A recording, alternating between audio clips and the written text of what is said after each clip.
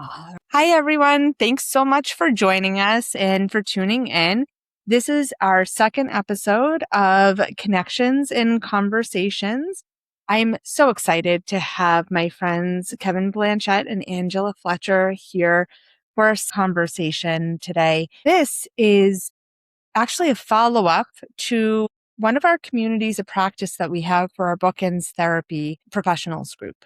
And we got going on such a kick for our last community of practice that we paused and we said, we need to bring this here. I almost wish we could have hit pause that day and recorded it because just that conversation left me different. So before we get started and share more about that conversation, I want to give Angela and Kevin an opportunity to introduce themselves. So Angela, why don't you go first? I'm Angela Fletcher. I am a mother of a child with developmental disabilities and other things, and some mental health issues. So, thanks, Angela. And Kev, who the heck are you? My name is Kevin. I am a mental health counselor here in New Hampshire and human rights advocate. Wonderful. And I'm Julie Lego. I'm the owner and lead consultant at Connections Always. I know Angela and Kevin from various things in the disability advocacy world, but most recently, I can say that both of them are certified in bookends therapy. They've both gone through our training and attend our community of practice. Angela just got certified last week, so that's super exciting. And Kevin is an OG and just a rock star bookends clinician and trainer. So let's try to recap that awesome conversation we had somehow. I think we can probably recreate it. I'm going to just give a little recap, but then I'm going to try to stop talking. I think what we were trying to get at was the fact that we all are in worlds where when we talk about things going well, people look at us like we have 2 heads, 3 heads. They're like, things are going well? Like disabilities, therapy, palliative care, medical care, like things can go well. We can talk about positive things. They really look at us like we're crazy. But we were talking about the importance of shifting the dynamic, shifting the intro and the approach and the narrative. So with that said, want to fill people in a bit more and do better than I just did? Angela, do you want to start? You were the one who really first had this realization with your daughter's care. So when you're in a world of, like, you live in the medical world all of the time, you have children that are medical, one of the things you realize is that when you're going into an appointment, any appointment, the doctor always asks you what's been going wrong, basically. They want to hear all of the bad.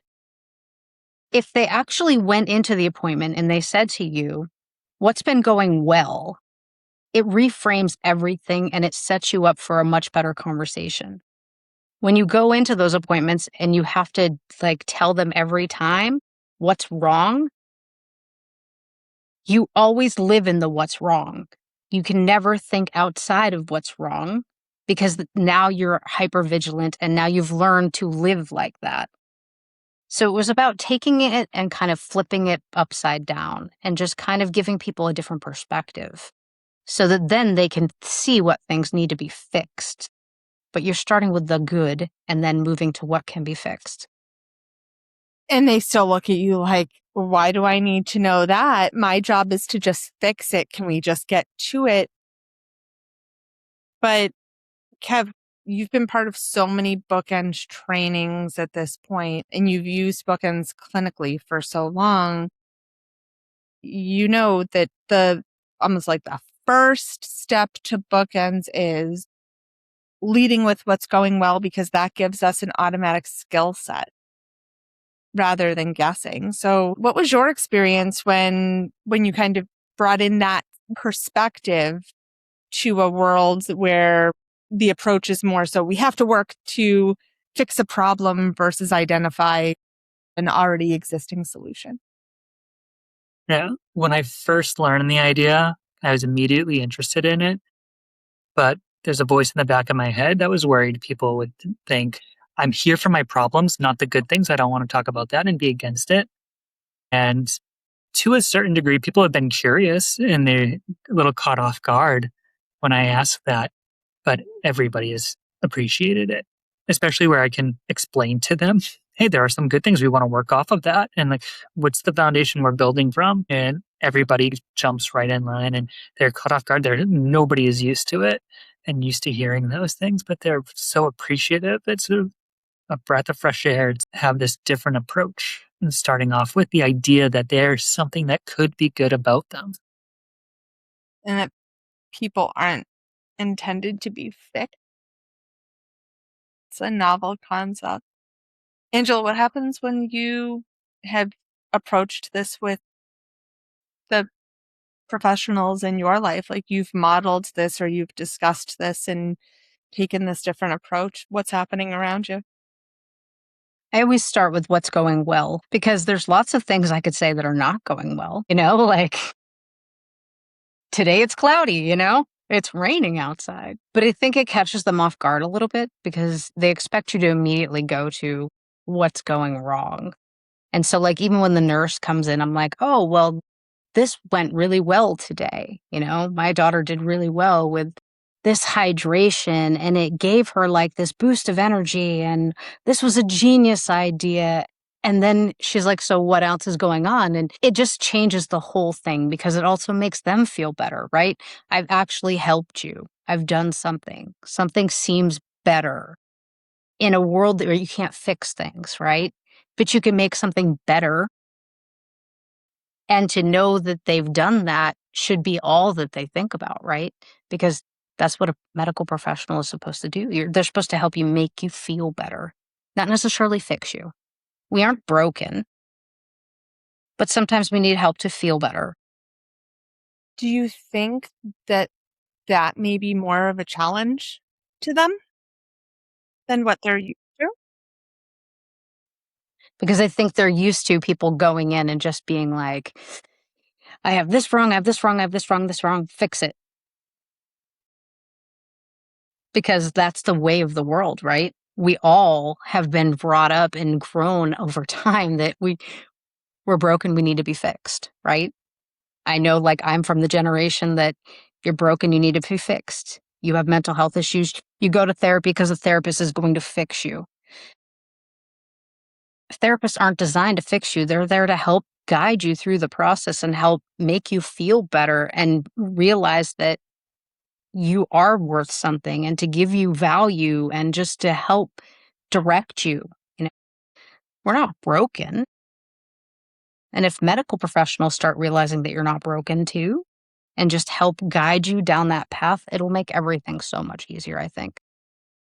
When I've introduced that concept in my own clinical practice and started instead of with, how are you? How's it going? What's up?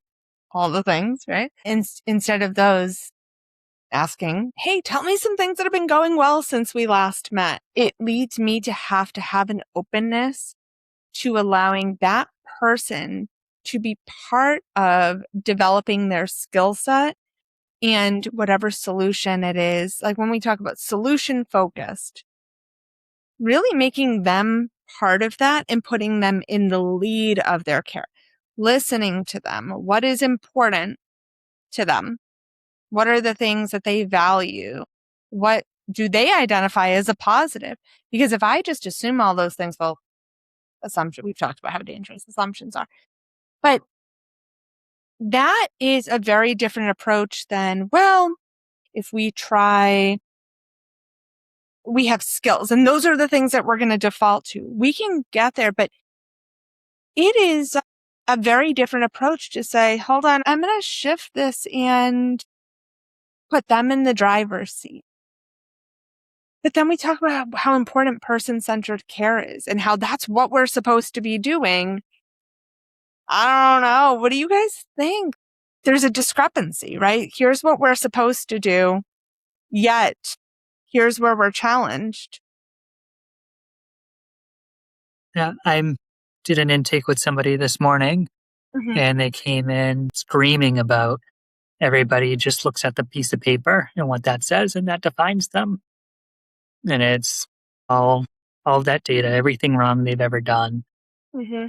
That's it. And we switched things up for them of helping them demonstrate their insight and what they know well about themselves and how they can self manage well, their coping skills that they were able to create themselves, and the good things. We started off with that so they could feel more. And I told them, yeah, I read the papers and I also wanted to know you from your perspective. And what do you have to tell me?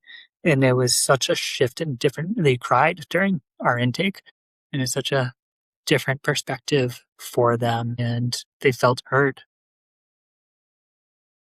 Assumptions are super dangerous.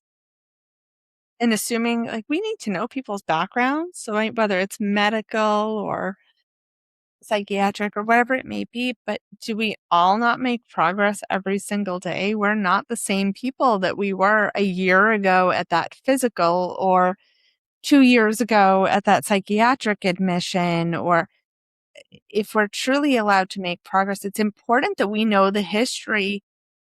But if we're having those appointments, like you said, that intake, Kev, like going into that intake, oh, well, I read your packet and I'd like you to fill in the blanks for me. That's dangerous, right? Like, I'm not giving you the chance to define who you are, but you gave that person a chance to introduce themselves and then give their own version. And then you had that in the background just to identify any discrepancies or whatever it may be. But you put the power back on them to say, hello, my name is, and like the power of just allowing people to introduce themselves versus making assumptions as to who they are because of why you think they're there. Very, very powerful. Angela, when we met last week, you were sharing a bit about how leading with positives and leading with positive intent, but also things that motivate your family member and in the positive outcomes actually led you to advocate for steps in her medical care that were not traditional necessarily. So often medical professionals put parameters on and they say, we do this for this and we do this for this, but we will not do it for this. Like, this is the rule. And you challenged that. Do you mind sharing about how you brought the positive and the motivation in to advocate for your loved one's needs?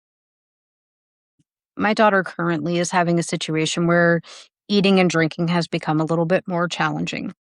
And so with that means that her energy level is not as good. And I kept saying, like every time I have you out here and you hydrate her, it gives her it's like an energy bump. I'm like, and that's fantastic. And so they were like, well, we can't do that. We can't do that. So a nurse came in and I'm like, we need to do something.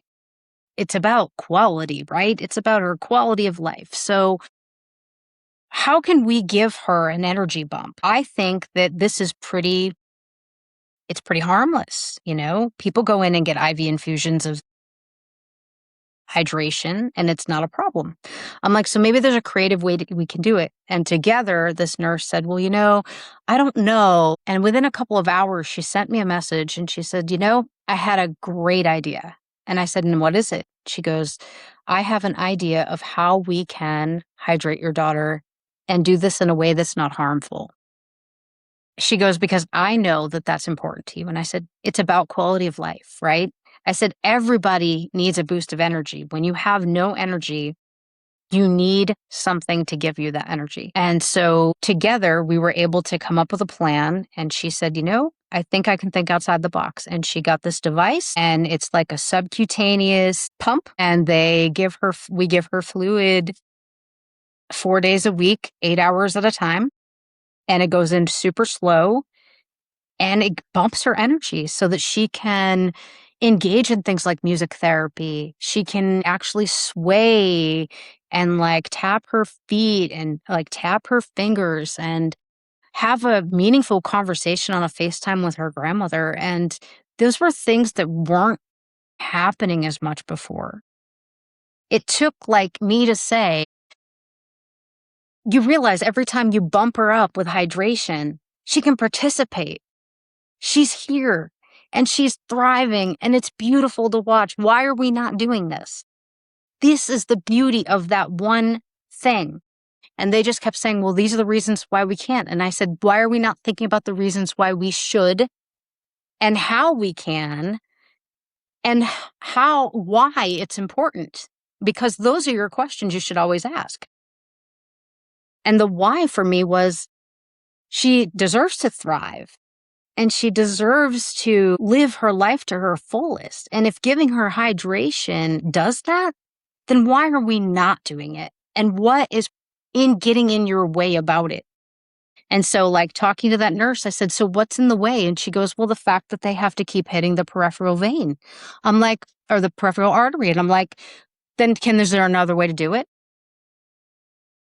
And so then she started just thinking, she's like, well, there is something called a CAD pump that we use for medications. I wonder.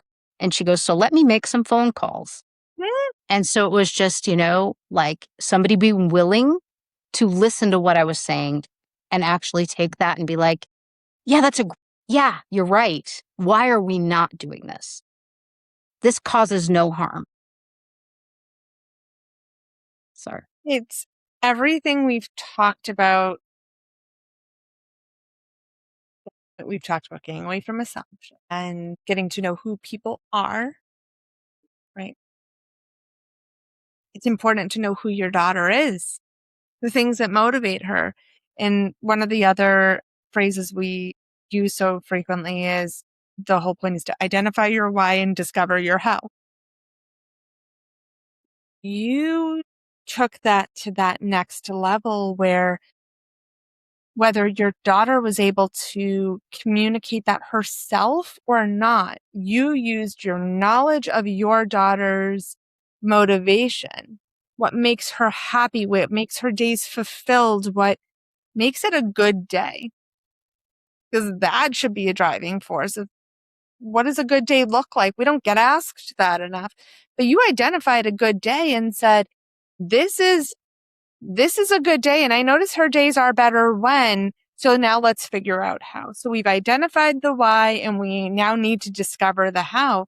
You used all of the components. So it's not necessarily what your daughter was able to straight out tell you, but she told you. She led you to that because you paid attention to the when and the what.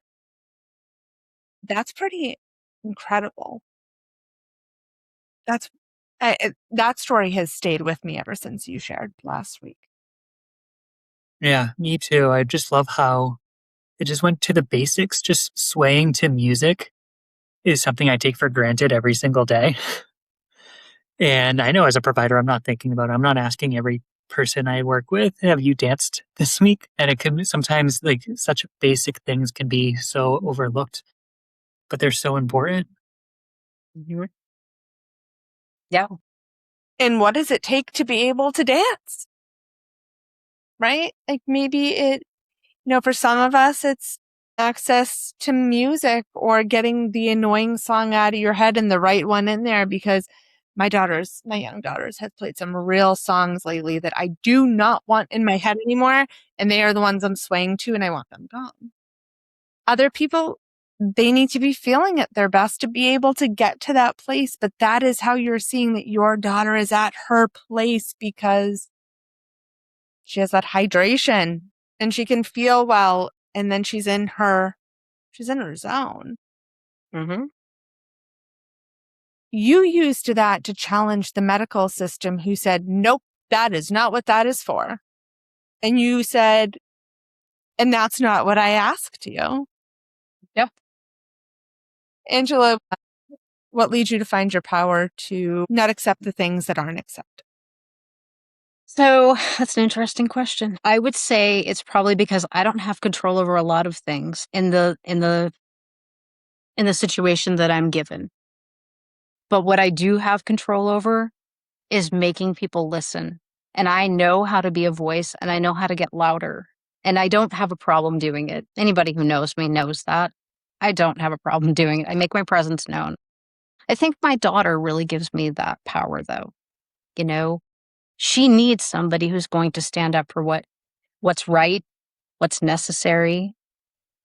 And I know that I need to be her voice to give her what she needs and what she should have because everybody is entitled to the best quality of life, right? We all are. And when people aren't given the opportunity, that's just not okay. I would say I would say it's probably my daughter. She gives me that power. Absolutely. Well, and then how lucky are you share that with us? Because then we walk away from conversations like last week and I I thought about everything differently. Kev, what's it like for you to interact with a, a parent and an advocate like Angela and then work in a clinical space? I love being told I'm wrong and recognizing, oh, that person's right. Like, this was a big mess up on my end and getting my humble pie. I don't like it, but also like it at the same time because it's important. We need those. We can't, I'm not God. I don't know everything and can always do everything right. But when there's that advocate there that can share, like, this is what's needed, it helps me recognize, okay, this is what's needed and here's my direction to go in. This is like, if I work in this direction, meaningful things will actually happen. If I fight against it, probably not much is going to happen. So it's helpful. Parents sometimes get the rep. We were talking about this in the last episode with Kaylee Moore, where advocates get a rap of being the squeaky wheel. An advocate, we get a reputation of being loud or being the problem but Kev, I love what you just said. And I relate to that so much, being a clinician as well. But we need to hear from people who walk the walk every day. Because we can think about things creatively all we want. We can think about things in different ways. But unless we're doing that with people who have experience or we're doing that in partnership versus in this push pull that often gets developed between professionals and caregivers and professionals and families or people that are our patients. There doesn't have to be a right and wrong. There has to be more of a collaborative norm. And I can't help but to think, Angela, that the way you are leading with just this example of hydration is demonstrating that it's modeling how creative and willing partnership overshadows that stigma that advocacy gets, because it sounds like what you were doing was being mom. I was being mom. Absolutely. But it helped that I had somebody who was willing to listen.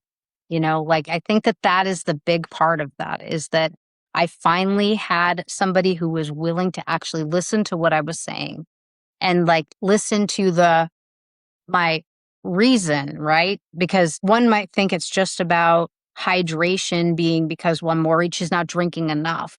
It really had nothing to do with that. It had everything to do with when she's hydrated, she could sway to the music. You can hear her humming. You can see that she can actually look up from down here and actually kind of look at the screen and be alert, and you can see that her eyes are glistening. It's all of the things. And when you brought it all up and you said to the nurse, then I said to the nurse, like these are the why. And then now how? Because I understand you don't want to keep doing this. So how do we get that? And then that made her start thinking, yeah, right. How can we do that? If it gives her that, then we should do that. You're right. But I think if I hadn't gone to the table and used that, it might have looked very differently. especially if you went in explaining the why to engage the buy-in, to understand your perspective, but also the importance, the crucial importance, because like you said, this is all about quality of life. And we had that discussion about who defines quality of life. Is it the people that are defining how these devices or services are utilized? Or is it defined by the people that receive the services or walk alongside them every day? And then maybe we need to work more together to say, instead of saying, we've already made a plan, we need to develop a plan. Mhm. I can't help but to think that you're going to also further motivate that nurse. I would love to be a fly on the wall when that nurse now comes in. And because your approach is to start with what's going well, she walks into your house and you're not saying to her, oh, we've had a rough week, we've this, we've that. But if you're leading with how the things that she helped you with have supported the week and going well, how much that motivates her to want to continue to do it for other people. Doesn't mean every aspect of the week has been like sunshine and rainbows, but that's that validation. That's that motivation for her to continue to model that for other people. Pretty powerful. It was funny. She came in today that you say that because she came in today and she was just like, I love coming here because I just know that I'm helping and I'm making a difference. And I said, and that's what it's all about, right? I said, of course, I got to tell you when something's not going right. But let's start with look at what happened with hydration. Obviously, I had to pat myself on the back a little bit. I was like, and I learned how to do this device in a little bit of time, but she's like, yeah, well, that makes me sad because you kind of don't need me. And I said, that doesn't mean I don't need you. It means that you've done your job very well. Yeah, but Kev isn't the goal. Help people do so well that they put us out of a job. I'd love Yeah, for we're that. not meant to be depended on. Yeah. That's the sign of something of being able to dwindle down, check in. That's the success. And even if that can't happen, that's okay. But that is just that pause moment to say she's not used to things going well. And she had to pause and say, now what? Now what? How do we get this to continue? What's the plan? That's a real aha moment for me in this conversation of how powerful that must be for somebody to work in a field where that is their pause because they're just not, that's not their norm, but that's not the way it needs to be. Even in the most challenging of situations, that does not, there can be wins even in the toughest of days, in the toughest of fields. Mm-hmm. I wonder what the impact that would have in turnover and retention. Mm. And I'm sure you're not the first parent to ever advocate to her before. And to see I'm how sure. you did it, the why, how do we bring in this positive, how it was framed, how it was handled. I think that made a huge difference. And I think, part of that is you, as a parent, right? Speaking from the parent perspective, when things are not going well, you almost always want to go in like hot and heavy. Like that's what you want to do. You want to go in with everything you've got because your child needs you, right? Everything feels like it's on fire when things are going bad. But if you just take a moment and you yourself pause and think about how would I want somebody to come in and talk to me? Like that's what I do every time I get on the phone. A lot of the conversations I have to have are not easy. So I always think about if this was me on the other end of this, how would I want somebody to come in to me? And so I try to always reframe before I even get on the phone or before that nurse steps into my house or before I get on that Zoom call because The reality is, I want people to treat me with respect. I want them to come in kind. I want them to explain things to me so that I understand. But if I go in and I'm starting to come in with this attitude about me and this air about me that I know more and that I'm better and that I'm bigger, I'm going to get nowhere. So I always lead with kindness. I truly always do. When I pick up the phone, I'm like, so how are you guys today? I hope you're having a really good day. Um, these are the things that are going okay. However, this could change, because you always have to give them the problems too. But I always try to lead with what's well and then what else I need. And that's just the world that I live in right now. But I think that reframes things too. You lead by example. You model what you want versus what you have. And so if you can model that and leave that with them, that is something that you leave behind in that interaction. And that's something that they'll pick up on. I enjoy that conversation with her. She's always so positive. She always checks in. That has a trickle down for sure. From a provider perspective, going into the positive of what's working, that helps for all the reason we just shared. But there's an additional bonus. I'm a human. I don't like to just listen to complaints all day and what's not working all day long. It's nice. It's refreshing getting to hear what's working too. And just like for my own mental state and my own, like, keep maintaining my energy throughout the day. It's a lot easier when I'm hearing too, hey, some things are working, especially when it's stuff that we talked about. And that's the stuff that's working. It's even better. But when anything's working, it's refreshing to hear. And when feeling like you don't have to pull so much, like, oh, that's going well. Let's go from there. That's a great thing. Kev, thanks for pointing out the fact that professionals are human. And Angela, thanks for seeing the human in the professional. They're both really important things because it's so easy to forget the professionals that come into your world. Yes, they have a job to do, but they think, yes, they have a role. And that consideration, Kevin, I think of just the impact, right? If we can shift the focus, it doesn't mean we're not there to support people, but shifting that dynamic impacts all of us. So it's not that we're avoiding getting to the work. We actually probably could get to the work a little bit more effectively, but it sounds like it impacts your ability to be present to the work too. Yeah. I know it does for me too. Yeah. I think you get more of a buy-in too, truly. Mm-hmm.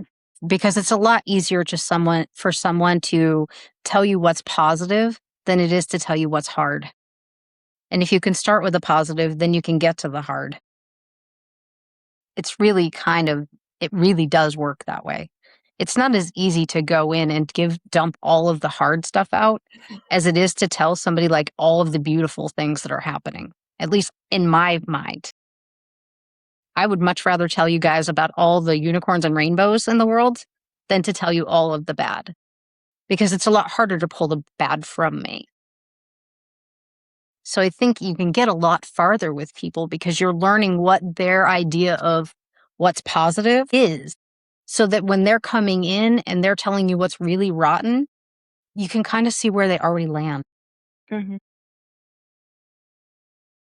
Kev, have you had the experience where you have worked with somebody and you start with the positive and there's somebody that usually just wants to jump in? They're like, I want to tell you about all these things and these are the things that we have to address. And you're like, but hold on a second. We're going to step back. Tell me some positive things that have been going on. When you reframe that for them, have you ever worked with anybody that by reframing that and redirecting them just at the beginning, they it almost changes their perspective of the negative things, or like the severity of how negative they actually thought they were. It has, and I'm trying to contain my excitement that it has happened where people come in with that so gung ho about the negative and shift gears, like let's start with the positive, and it completely changes perspective and helps them to much more easily reframe the negative. Mm-hmm. I always talked about in our trainings, I talk about the guy I have with the Post-it. So that's how he's defined, right? Man with the Post-it. But came in and like that Post-it, we have to talk about these things. We have to talk about these things. And it was a list of things that he and the person he lived with defined as like what he had to address in therapy that week. And I said, that's great. We'll get to it. Tell me what was going well since we last met. Well, I don't know. We got to talk about this. I say, hear you. And we're gonna get to it.